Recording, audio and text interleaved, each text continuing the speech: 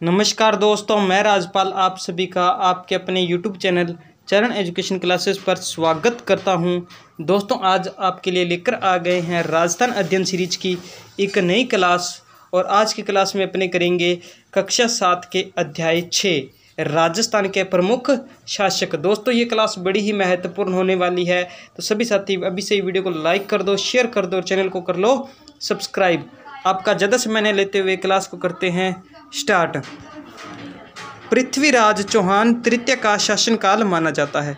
दोस्तों, पृथ्वीराज चौहान तृतीय का शासनकाल 1177 से 1192 ईस्वी तक माना जाता है। पृथ्वीराज चौहान तृतीय के पिता कौन थे? सोमेश्वर चौहान। कौन थे? सोमेश्वर चौहान। पृथ्वीराज चौहान तृतीय की माता का नाम क्या था? पृथ्वीराज चौहान तृतीय की माता का नाम था कर्पूर देवी। विद्यानुरागी पृथ्वीराज चौहान तृतीय को कितनी भाषाओं का ज्ञान था? तो पृथ्वीराज तृतीय को दोस्तों 6 भाषाओं का ज्ञान था। पृथ्वीराज रासों की रचना किसने की? पृथ्वीराज रासों की रचना चंद बरदाई ने की थी। दोस्तों, ये सीरीज बड़ी ही महत्वपूर्ण है, तो सभी साथी इस पूरी सीरीज को जरूर करें, क्योंकि दोस्तों राजस्थान अध्ययन की बुक से ही ज़्यादातर राजस्थान जीके पूछा जाता है। विद्यापति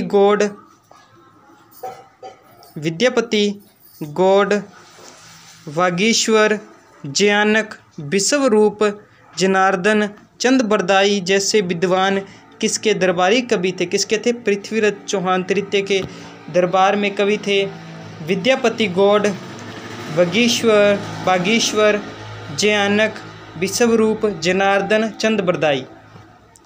कला प्रेमी राणा कुंभा का जन्म कब हुआ था? कला प्रेमी राणा कुंभा का जन्म 1423 ईस्वी में हुआ था। कब हुआ था? 1423 ईस्वी में राणा कुंभा का जन्म हुआ था।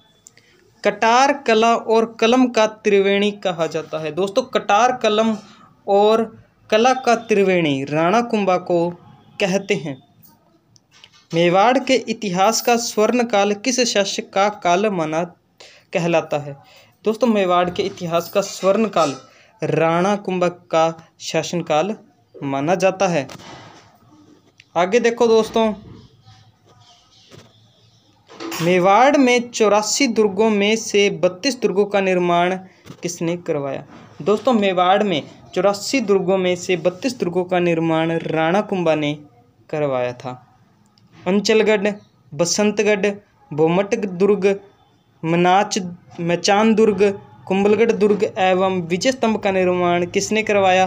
तो राणा कुंभा ने दोस्तों अंचलगढ़, बसंतगढ़, बोमट दुर्ग, मचान दुर्ग और कुंभलगढ़ दुर्ग का और विजय स्तंभ का निर्माण करवाया था। राणा कुंभा द्वारा संगीत पर कौन से ग्रंथों की रचना की गई? दोस्तों, राणा कुंभा ने संगीत पर ग्रंथ लिखे संगीतराज, संगीत मीमांसा एवं सूंड प्रबंध। ये तीनों ग्रंथ संगीत पर थे। राणा कुंभा द्वारा धारण की गई उपाधियां कौन कौन सी है? राणा कुंभा ने दोस्तों महाराजा धीराज, राणे राय, राव राय, राजगुरु, दान गुरु, हाल गुरु, परम गुरु, चाप गुरु आदि उपाधियां धारण की थी।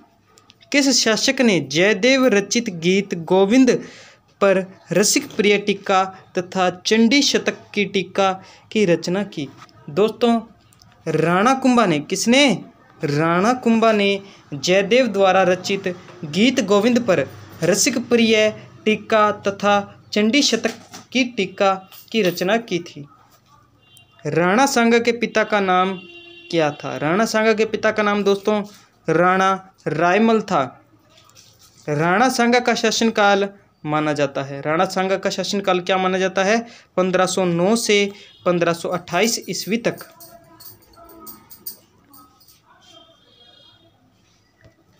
अस्सी घावों के लिए प्रसिद्ध शासक कौन थे? दोस्तों, 80 घावों के लिए प्रसिद्ध शासक राणा सांगा थे। मारवाड़ नरेश राव गंगा के उत्तराधिकारी कौन थे? मारवाड़ नरेश राव गंगा के उत्तराधिकारी राव मालदेव राठौड़ थे। इनका शासनकाल 1531 से 1562 ईस्वी तक था। मारवाड़ के इतिहास में किस शासक का काल मारवाड़ का शौर्य युग माना जाता है? मारवाड़ के इतिहास में दोस्तों राव मालदेव का शासनकाल मारवाड़ का शौर्य युग कहलाता है। राव मालदेव ने अपने जीवन में कुल कितने परगनों को जीता था? राव मालदेव ने अपने जीवन काल में दोस्तों 58 परगनों को जीता था।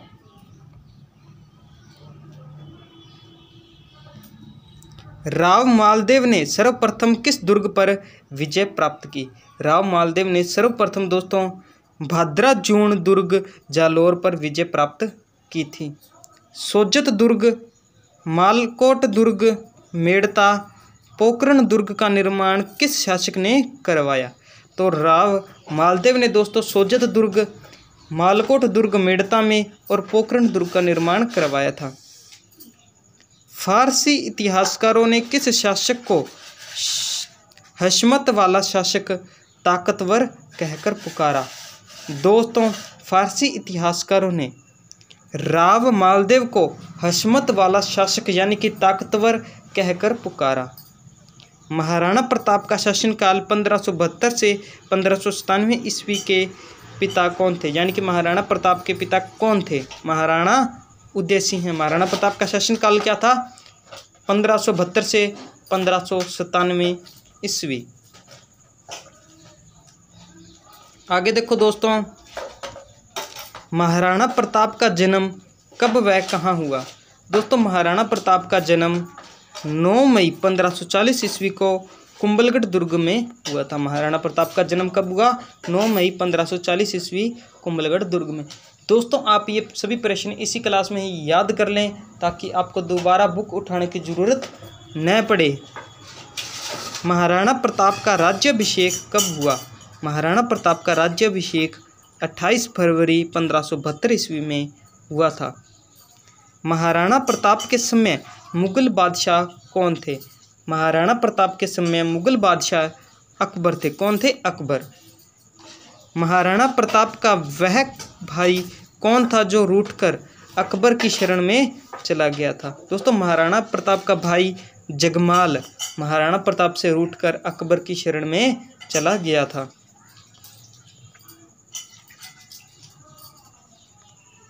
विश्व बल्लभ ग्रंथ की रचना किस शासक के समय हुई?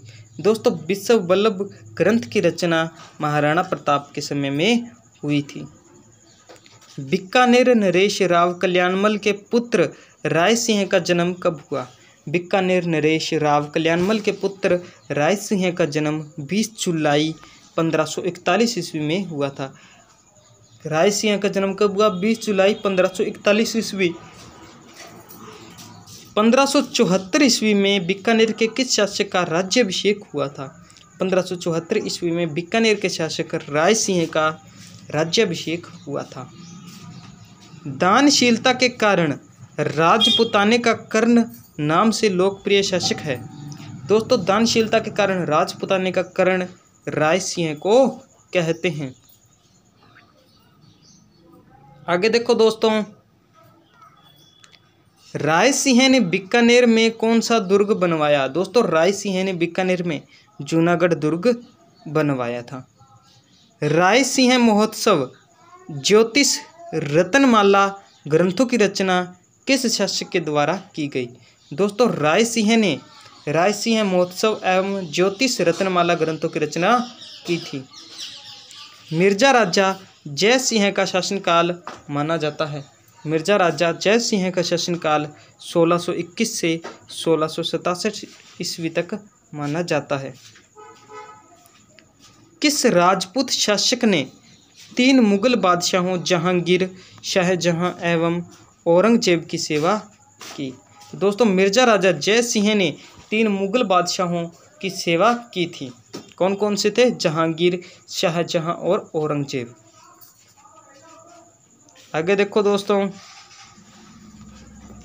शाहजहां ने 1639 ईस्वी में जय सिंह को कौन सी उपाधि से विभूषित किया था?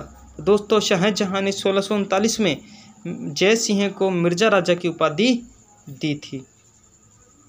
मिर्जा राजा जय सिंह को शिवाजी के विरुद्ध दक्षिण भारत अभियान के लिए किस मुगल बादशाह ने भेजा? तो मिर्जा राजा जय सिंह को शिवाजी के विरुद्ध दक्षिण भारत अभियान में मुगल बादशाह औरंगजेब ने भेजा था। मिर्जा राजा जय सिंह का दरबारी कवि कौन था? मिर्जा राजा जय सिंह का दरबारी कवि बिहारी था। कौन था? बिहारी। राजकवि बिहारी ने मिर्जा राजा जय सिंह के समय में बिहारी सतसई की रचना किस वर्ष में की थी? राजकवि बिहारी ने मिर्जा राजा जय सिंह के समय बिहारी सतसई की रचना 1662 ईस्वी में की थी। कब की थी? 1662 ईस्वी में। दोस्तों आप कमेंट सेक्शन में ज़रूर बताएं कि आपको ये क्लास कैसी लग रही है, कमेंट ज़रूर कर दें। जय सिंह चरित्र के रचयिता राम कवि किस शासक के दरबारी विद्वान थे? दोस्तों जय सिंह चरित्र के रचयिता मिर्जा राजा जय सिंह का दरबारी कवि था। महाराजा जसवंत सिंह का शासनकाल माना जाता है। दोस्तों महाराजा जसवंत सिंह का शासनकाल 1638 से 1678 ईस्वी तक माना जाता है। जसवंत सिंह का जन्म 1626 ईस्वी में कहाँ पर हुआ? दोस्तों जसवंत सिंह का जन्म हुआ था 1626 ईस्वी में बुरहानपुर में। मुगल बादशाह शाहजहां ने जसवंत सिंह को कौन सी उपाधि से सम्मानित किया? मुगल बादशाह शाहजहां ने जसवंत सिंह को महाराजा की उपाधि से सम्मानित किया था। आगे देखो दोस्तों, जसवंत सिंह ने दक्षिण भारत में औरंगजेब के निकट औरंगाबाद के निकट कौन सा कस्बा बसाया? तो दोस्तों जसवंत सिंह ने दक्षिण भारत में औरंगाबाद के निकट जसवंतपुरा कस्बा बसाया था। आगे देखो दोस्तों, आनंद प्रकाश, सिद्धांत बोध, भाषा भूषण एवं प्रबोध चंद्रोदय आदि ग्रंथों की रचना किस शासक के द्वारा की गई? तो जसवंत सिंह राठौड़ ने दोस्तों आनंद प्रकाश, सिद्धांत बोध, भाषा भूषण, प्रबोध चंद्रोदय आदि ग्रंथों की रचना की थी। महाराजा राज सिंह प्रथम का शासनकाल माना जाता है। महाराजा राज सिंह प्रथम का शासनकाल दोस्तों 1652 से 1680 ईस्वी माना जाता है। महाराणा राज सिंह के पिता कौन थे? महाराणा राज सिंह के पिता महाराणा जगत सिंह थे। कौन थे? महाराणा जगत सिंह। आगे देखो दोस्तों,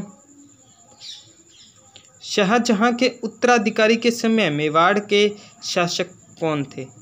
शाहजहां के उत्तराधिकारी के समय दोस्तों मेवाड़ के शासक महाराणा राज सिंह थे। मुगल बादशाह औरंगजेब के कारण ब्रज से गोवर्धन नाथ श्रीनाथ जी की मूर्ति को लेकर आए गोस्वामी भक्तों को मेवाड़ के किस शासक ने शरण दी? तो महाराजा राज सिंह ने शरण दी थी। राज सिंह द्वारा निर्मित मंदिर कौन सा है? राज सिंह ने दोस्तों श्रीनाथ जी का मंदिर बनवाया और द्वारिकाधीश भी मंदिर बनवाया।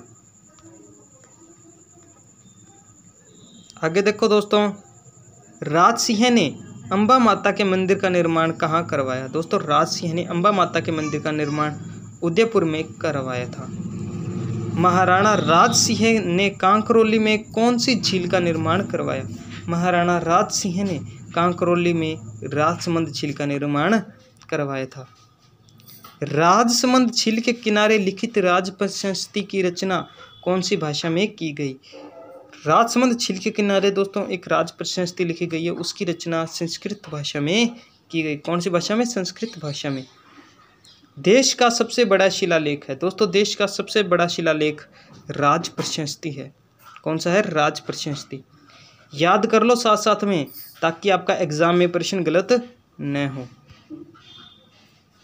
सवाई जय सिंह का शासनकाल माना जाता है।